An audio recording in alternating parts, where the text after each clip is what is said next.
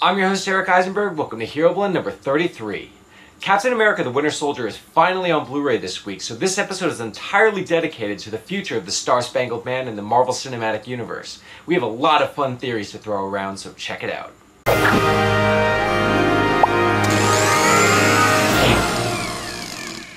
Welcome back, everyone. This week, I am very happy to have as my co-host, fellow cinema blender, Mr. Sean O'Connell. How's it going, man? It's wonderful. Always good to be on Hero Blend. You were just at Toronto International Film Festival, so I'm sure you are completely exhausted, and I definitely appreciate your presence on the show this week. Well, and I'm way behind on superhero news because I've been film festivaling and Oscar talk and all that jazz, so let's catch up. Well, this is a big week because not only are we seeing the release of Captain America the Winter Soldier on Blu-ray, but we've been kind of hearing a flood of Captain America 3 stories as a result, because Joe and Anthony Russo, the directors, are out doing the press tour promoting the home video release. They're talking to press are asking questions. We're hearing a lot of interesting information, so I figured we can dedicate this episode to kind of talking about our expectations for Captain America 3. And you're one of those people who actually talked to Joe and Anthony Russo. I did, and it's really funny to, after talking to them and getting the quotes that I felt good about getting, and then I read everybody else's coverage, I realize how calculated they are at parceling out what little bit they know. And everybody, to their credit, has like a unique news nugget and something that furthers the story along. But I just wish now, at this point, it's been almost 2 weeks of them teasing, that they would just finally reveal what the subtitle is, because I think it's going to answer a lot of the questions that we're going to bring up on this podcast. Well, I think that's absolutely true. I mean, if you just look at Captain America the Winter Soldier, that title really told us 90% of what we needed to know. It told us the source material they were drawing from. It told us who the bad guy was. It's pretty much expected that the title could tell us just exactly what we want to know about Captain America 3. But let me ask you this. You talked to Joe and Anthony Russo. What is your kind of baseline feel about Captain America 3? What do you think we can expect from this film? I think it's going to be like all of the standalone films, very focused on the hero. We still get a big ensemble with Age of Ultron coming up, and Whedon gets the headache of trying to figure out how to juggle all of those people. The Russos are going to be able to keep telling Cap's story. But I also do think, because they mentioned at the end of my interview that they have a desire to see a lot of characters on screen.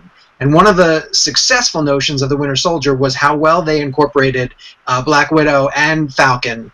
And I think they're going to get a chance to bring in some new and exciting people. But they've also said in all their interviews that the Winter Soldier, that Bucky and Cap's relationship is still going to be central to the story they want to tell. So I think you can focus on those too. But I'm really curious to see if the subtitle, when it's revealed, kind of tells us who else might play in this universe. It's a very good point, and I think it is very. I mean, I think it has been officially confirmed that Bucky Barnes and the Winter Soldier are coming back for 3, and that makes obviously total sense given where we left the story at number 2. And also, I mean, one character in particular that we've actually been hearing quite a bit about is Hawkeye, who we also have been hearing originally had a very cool sequence in Captain America the Winter Soldier where he was actually pitted off against the character. Unfortunately, that didn't end up making the final cut. I understand it simply because you don't want to give Hawkeye yet another kind of small role. You don't want him to be just a bit player in the Marvel Universe. You want him to play a Black Widow-sized role. And it sounds like that's something that could very well happen in Captain America 3, and I'm all for it. But outside of Captain America the Winter Soldier, like Thor the Dark World, it had that funny Chris Evans cameo when Loki was pretending to be Cap.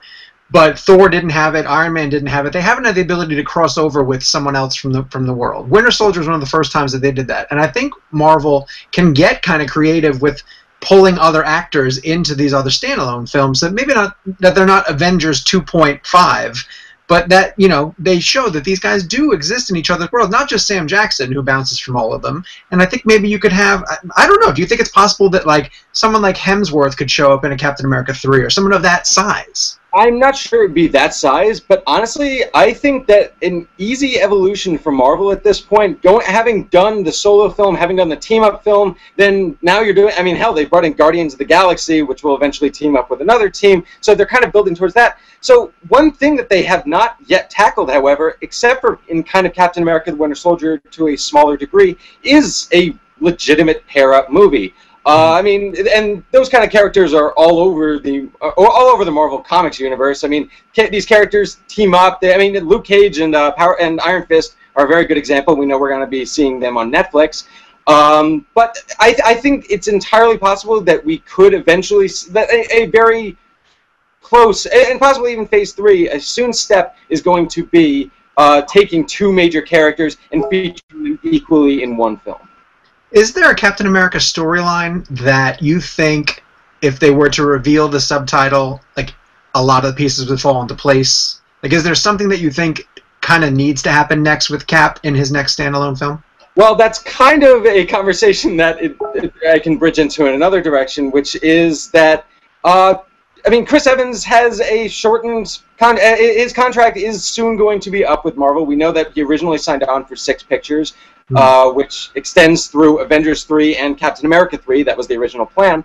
But there has been some speculation that what could happen is that Chris Evans actually dies. He ends up dying in Captain America 3, which we don't know how it would affect Avengers 3, but I think that's a legitimate possibility. The problem is, to get back to your larger question about a comic book title hinting at what actually happens, you probably don't want to hint at the death of Captain America within the title, so that probably makes it complicated. I'm not necessarily sure that they would actually go for a comic book title. I mean, they have. I mean, if you look at Thor: The Dark World, that didn't have that was. I mean, that wasn't actually from a comic, so they might go original just for that sake. If not, like, for example, basically just to avoid spoilers.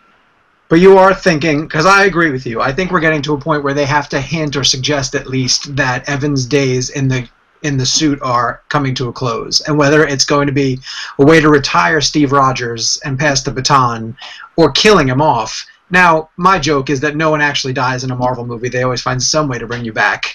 Well, and it's true in their comics as well. It's not just the movies. Oh, yeah, definitely. So, you know, that's the question, I guess. Is it do they kill him or do they retire him some way? And do they pass it on to Sebastian Stan? And will the title tell us that? Honestly, if I can just toss my pet theory out there, and honestly, if there's no better forum for me to do this than Hero Blend, but honestly, one thing that I could totally see happening is Captain America dying in Captain America 3, Bucky Barnes taking on the mantle of Captain America as kind of a way to make up for all of the villainy of the past century or so. And then in Avengers 3, you are going to be having stuff like the Time Infinity Stone. You are going to be introducing elements of time travel. I could totally see the Avengers traveling back to the 1940s to go get World War II era Captain America and have them help them beat Thanos, and then maybe you drop him back off in the 1940s as to, like, not mess up the time stream or something. You continue with Bucky Barnes as Captain America from that point on. Maybe that's just how you do it. And, you know, Chris Evans has talked about retiring. He's said that once his Marvel contract, there's been talk about once his Marvel contract is over that he'll just focus on directing. But who knows? Maybe down the line you could even have him come back in some kind of big fashion. And I think that's a totally great way to kind of keep the Captain America franchise moving and also kind of give Chris Evans a nice little send-off. They drop him back off in World War II era also, then he's back with Peggy Carter, and boy, fans would love that as a resolution. And straight. Here's one thing that I would really want to see, because I think what it hinges on, too, is needing a really good villain for 3, and tell me if you think this is possible. I want Red Skull. I thought we were sort of cheated out of Red Skull. Can we get him back somehow? I think if we are talking, I think it's definitely, I mean, the door is open. We know Red Skull didn't die. He was just transported elsewhere into some other galaxy because of the Tesseract. So that door is open. He could just magically reappear, and I completely agree. I mean, Red Skull in the comics is classically Captain America's greatest foe. You didn't get a super amount of closure in the first Avenger with the character. I personally, if we're just talking about also closing out a Captain America Chris Evans trilogy, you got to bring him back, right? Yeah, I would think so. I guess the challenge there is getting Hugo Weaving to do it again, because he was infamously not happy with the amount of makeup and prosthetics work that it took to be that character. But at the same time, that's not someone I want to recast. I thought he did such an amazing job with that role. I can't imagine anyone else trying it. I'm sure they could find somebody, but I'd want Weaving also. I'm going to toss out just one name. I'm going to just bounce it off you and you tell me what you think. Christoph Waltz. Oh, God. I mean, yes, sure. That's fantastic. Is that the answer? Listen, these superhero movies, they're not, you know, below anyone's pay grade at this point. You're getting Robert Redford, Michael Douglas. You're getting some heavy hitters, so almost anybody could step into the role. But I'd like to see Red Skull back for Captain America 3 because I don't know about his rogues gallery. Like, yeah, there are other people you could bring in, and it's funny that they put, like, Batroc the Leaper in there for... Yeah, you can have, I mean, Barrett von Zemo is another classic one. I mean, and also, I mean, they did their part by bringing back Arnim Zola. I mean, they are digging into the Captain America history. I mean, the screenwriters have talked about MODOK. I don't think that's ever actually going to happen because I don't think you could actually make that happen on screen. But then again, they did Arnim Zola, so what the hell? But now we saw that scene at the end of the footage in the Comic-Con footage where, you know, the Avengers are just laid out on a hill. You know, a lot of this is going to be like, where are the characters at the end of Avengers 2? You know, that's a very big point. And there has been some talk about like, and possibly disbanding. I mean, and that kind of fits into the idea of Phase 3. There has been talk about Phase 3 kind of exploring new heroes, and what better need would you have to explore new heroes than the Avengers disbanding? I think that's totally a possible direction. I don't know, I mean, who's to say what characters will actually survive Avengers 2? We know that Joss Whedon has a, I mean, he hates to admit it, but he has a penchant for killing off beloved characters. But so, I mean, that could completely change everything. That could completely change the landscape. I'm sure that Joe and Anthony Russo know probably quite a bit about what happens in Avengers 2 and what happens to Captain America in that story. But, you know, I'm very, very excited for Captain America 3. Joe and Anthony Russo have my complete trust at this point. Winter Soldier, as I've said many, many times, both on this show and just in my reviews and everywhere, it's a fantastic film, and I'm very, very excited. What I loved about what they said in my interview with them is that the success of Guardians, they believe, is allowing them to get a little bit weird with Cap. He's such a patriotic American figure, and all the conversation about Winter Soldier being a throwback to the 70s political thrillers, all that's great. But I think Cap, you could use his stoicism and his conservatism to drop him into some really strange situations next, and maybe let's let Evans, you know, blow the wheels off of the cart for a little while and fight something really bizarre, because he's been in First Avenger, and you know, he was kind of fun in Avengers when he's taken on aliens, but I think Cap needs to see some bizarre stuff. I'd like to see them go really dark. I like that idea as well. I mean, hell, you had, I mean, like you said, there was the 70s political thriller genre that they kind of modeled Captain America 2 off of. I'm excited to see what kind of genre inspires them for the next step. I mean, Marvel has a very, I mean, just from Captain America, the First Avenger, Captain America, the Winter Soldier, it's very clear, and I mean, how the Avengers. Marvel Studios has a very, very good idea of how to bring Captain America to the big screen. I have complete faith in them.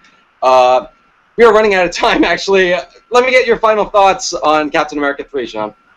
I think it's going to be huge. I think he even more so than Thor and Iron Man, is establishing himself as the really breakout star of the standalone films, the outside of the Avengers films, because Iron Man 2 had its problems, and you liked Iron Man 3 more than I did. I like Thor: The Dark World, but I think that Cap really has established himself as this great leading man that you can bring a lot of pieces into, and I just think that the day that the subtitle gets announced, it's going to melt the internet.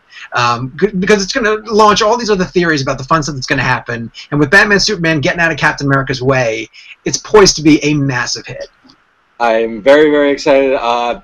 We have still kind of a while to wait for it, about a little under 2 years at this point, but again, excitement's through the roof already. I'm right there with you about the subtitle. It'll be a very, very cool day, and I'm sure we will dedicate an entire Hero Blend episode to it.